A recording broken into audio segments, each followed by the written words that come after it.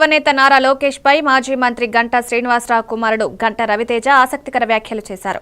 నారా లోకేష్ అన్నయ్య ఎందుకు ప్రధానమంత్రి కావడం కుదరదు, ఆయన నా వంటి యువతకు స్ఫూర్తి అని పేర్కొన్నారు. ఏపీలో లోకేష్ గేమ్ చేంజర్ అవుతారని అనుకోలేదు, కానీ ఇప్పుడు రాష్ట్రానికి ఆయన లాంటి నాయకుడిని అవసరం ఉంది. అందరూ డిప్యూటీ సీఎం అంటున్నారు, కానీ నా కోరిక మాత్రం ఆయన్ను ఒకరోజు ప్రధానమంత్రిగా చూడమని రవితేజ అభిప్రాయపడ్డారు.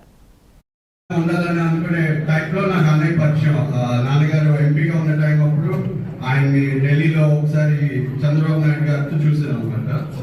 ఆ టైం అప్పుడు మామూలుగా మా అందరికి ఎవరు తెలియదు లోకేష్ అన్నయ్య ఈరోజు ఇంత స్టేట్ లో ఒక గేమ్ చేంజర్ అవుతారు పొలిటికల్ గా. అటువంటి చక్కటి రాజకీయ నాయకుడు మనందరికీ చాలా ఇంపార్టెంట్ అండి ఇప్పుడు వచ్చే రోజుల్లో. ఎందుకంటే మీరు చూడొచ్చు, మన ప్రజలే దేవుళ్ళు, వాళ్ళ ఆశీస్సులే మనకి దీవెనలు అని భావించే తెలుగుదేశం పార్టీకి ఆయన తీసుకునే ప్రతి ఒక్క అడుగు మనకి ఇప్పుడు చూస్తే ఈ సభ్యత్వం కార్యక్రమంలో 2 లక్షల నుంచి 5 లక్షలు ఆ బీమాని చేయడం అనేది నిజంగా ఆయనకి హ్యాట్స్ ఆఫ్ చేయాలి. అలాగే మనకి ఇప్పుడు పంచాయతీరాజ్ గ్రామీణాభివృద్ధి శాఖలో ఉద్యోగుల ఆన్లైన్ గ్రీవెన్స్ సమావేశానికి మంత్రి సీతక్క ఆన్లైన్లో హాజరయ్యారు. సచివాలయం నుంచి సమావేశానికి హాజరు కావాల్సి ఉన్నప్పటికీ ములుగులో గవర్నర్ పర్యటన నేపథ్యంలో ములుగు బయలుదేరారు. ప్రయాణంలోనే ఉద్యోగుల సర్వీస్ సమస్యలను తెలుసుకుని సమస్యల పరిష్కారానికి తగిన చర్యలు తీసుకుంటారని హామీ ఇచ్చారు. ప్రజల సేవలో ప్రతి నిమిషం కృషి చేయడం తమ ధర్మంగా భావిస్తున్నట్లు సీతక్క వెల్లడించారు. ఉద్యోగుల సంక్షేమం కోసం ప్రభుత్వం నిరంతర కృషి చేస్తుందని పేర్కొన్నారు.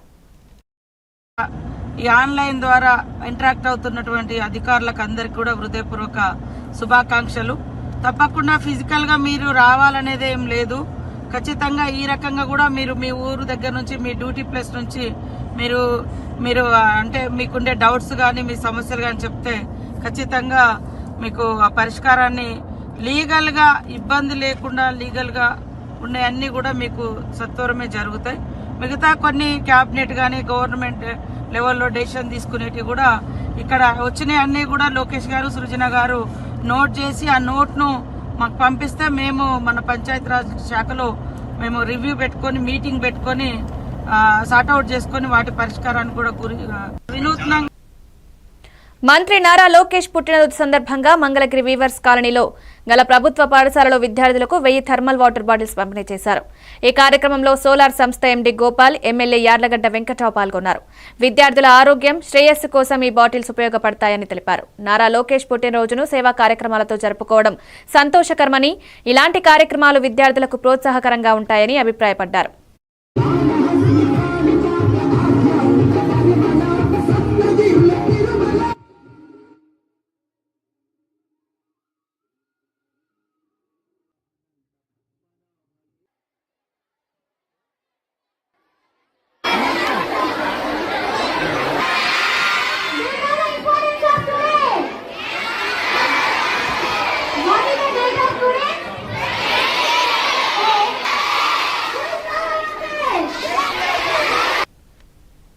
హైదరాబాద్ లో జరిగిన ఏస్టెక్ కార్యక్రమంలో మంత్రి కోమటిరెడ్డి వెంకటరెడ్డి పాల్గొన్నారు. ఈ సందర్భంగా హైదరాబాద్ ప్రపంచంలో ఒక ఉత్తమ ఇన్వెస్ట్మెంట్ డెస్టినేషన్ గా నిలుస్తోందన్నారు. భవిష్యత్తులో తెలంగాణ దశను మార్చే సూపర్ గేమ్ చేంజర్ గా ఆర్ఆర్ఆర్ ప్రాజెక్టును నియమించబోతున్నాం. ఇది రాష్ట్రానికి ఆర్థికంగా, పారిశ్రామికంగా పెరుగుదలను తీసుకువస్తుందని మంత్రి పేర్కొన్నారు. తెలంగాణ మౌలిక సదుపాయాల అభివృద్ధి ద్వారా ప్రపంచ స్థాయి పరిశ్రమల ఆకర్షణ సాధ్యమవుతుందని విశ్వాసం వ్యక్తం చేశారు.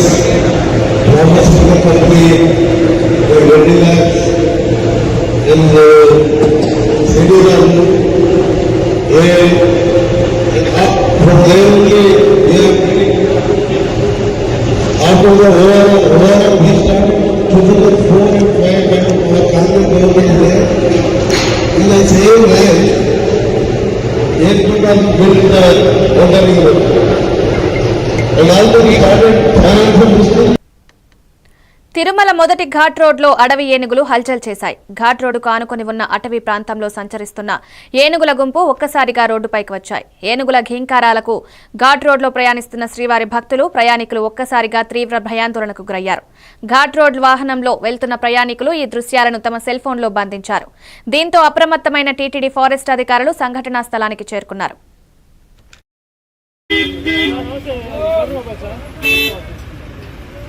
సార్ ఇక్కడికి వచ్చాము. మన దుఃఖం ఉన్నాం వేడన్నా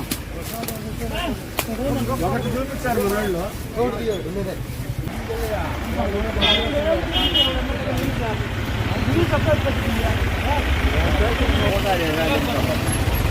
और और वीडियो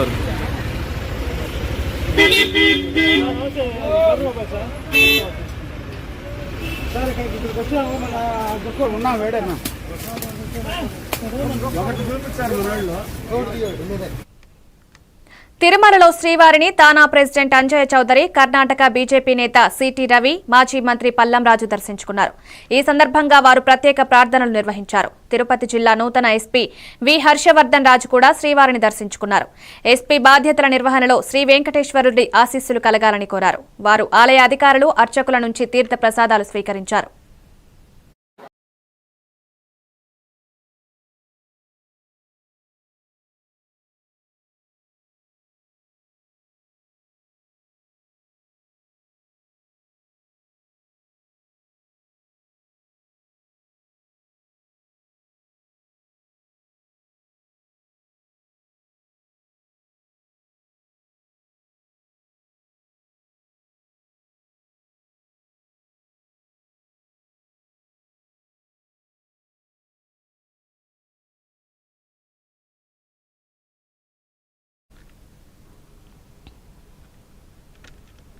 హైదరాబాద్ కొండాపూర్లో భారీ అగ్ని ప్రమాదం జరిగింది. ఏఎంబీ మాల్ సమీపంలో గల మహీంద్రా కార్ల షోరూంలో షార్ట్ సర్క్యూట్ కారణంగా మంటలు ఎగిసిపడ్డాయి. గురువారం రాత్రి షోరూం మూసివేసిన కొద్దిసేపటికే సుమారు 11 గంటల ప్రాంతంలో షోరూంలో పొగలు రావడాన్ని సెక్యూరిటీ సిబ్బంది గమనించారు. వెంటనే ఆ విషయాన్ని నిర్వాహకులకు, ఫైర్ సిబ్బందికి తెలిపారు.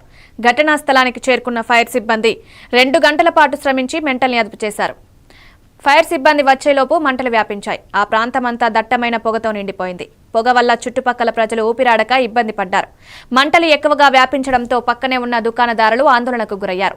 ప్రమాదం జరిగిన సమయంలో షోరూంలో దాదాపు 30కి పైగా కార్లు ఉన్నట్లు తెలుస్తోంది. ఇందులో చాలా వరకు కాలిపోయాయి.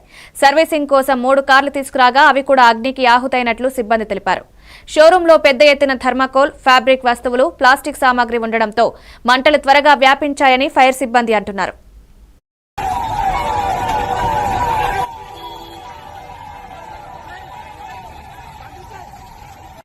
మనకి ఫైర్ కంట్రోల్ రూమ్ లో 10:04 నైట్ 10:04 కాల్ రావడం జరిగింది. ఇమ్మీడియట్ గా ఫస్ట్ మాదాపూర్ వెహికల్ ఇక్కడికి రావడం జరిగింది.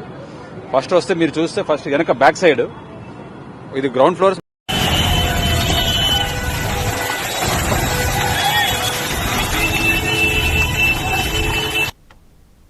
హైదరాబాద్లోని తెలంగాణ రాష్ట్ర సచివాలయం, లగ్డీ కప్పుల్ పరిసరాల్లో ట్రాఫిక్ జామ్ ఏర్పడింది. రోడ్డుపై కంటైనర్ లారీ బోల్తా పడడంతో పెద్ద ఎత్తున వాహనాలు నిలిచిపోయాయి. లగ్డీ కప్పుల్ వైపు వెళ్లే మార్గంలో ఫ్లైఓవర్పై కార్లు, ఇతర వాహనాలు నెమ్మదిగా ముందుకు కదులుతున్నాయి. బోర్లా పడిన లారీని క్రేన్ సాయంతో తొలగించారు. ట్రాఫిక్ క్రమబద్దీకరించేందుకు పోలీసులు చర్యలు చేపట్టారు.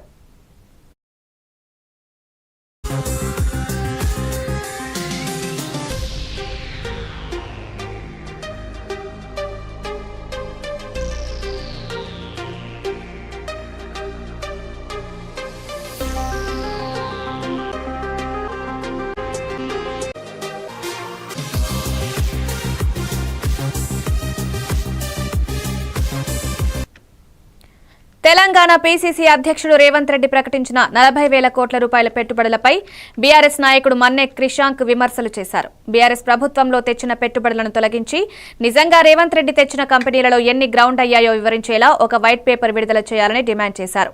రేవంత్ రెడ్డి చేసిన ప్రకటనలు కేవలం రాజకీయ ప్రదర్శనగా మారాయని, వాటిపై నిజాలను ప్రజల ముందుంచాలని కోరారు. రాష్ట్ర అభివృద్ధి కోసం ప్రభుత్వం తీసుకుంటున్న చర్యలను ప్రతిపక్షాలు నిరాధార ఆరోపణలతో దెబ్బతీయడం సరికాదని వ్యాఖ్యానించారు.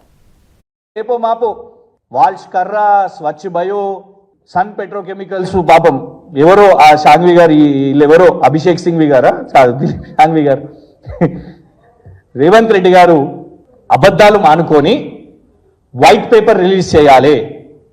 మా సూటి డిమాండ్ ఏంటంటే, నువ్వు ఇప్పుడు గప్పాలు కొట్టుకున్నాడు కాదు, ఇప్పుడు ఫేక్ ప్రచారం చేసుకున్నాడు కాదు.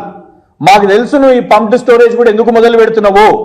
ఒకటి ఇటు మెగా కృష్ణారెడ్డికి ఇవ్వడానికి, ఇంకోటి వారి మిత్రులు సీఎం రమేష్ గారికి కూడా ఇవ్వడానికి అని మాకు సమాచారం ఉన్నది.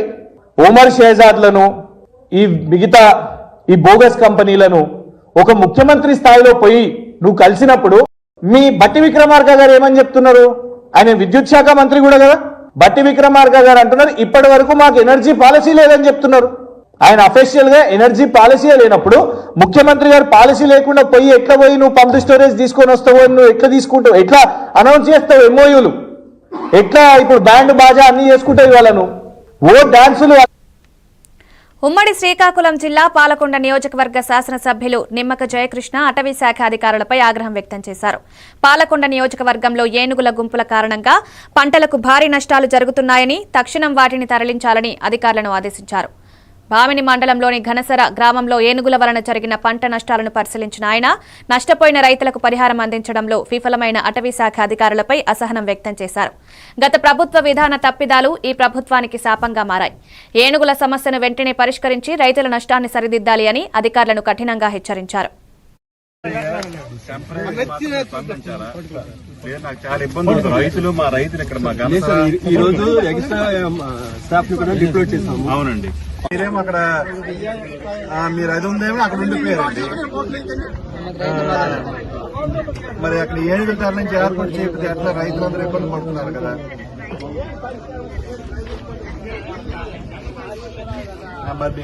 మరి మీరేం తీసుకుంటారండి? అయితే మరి మీరేం తీసుకుంటారు?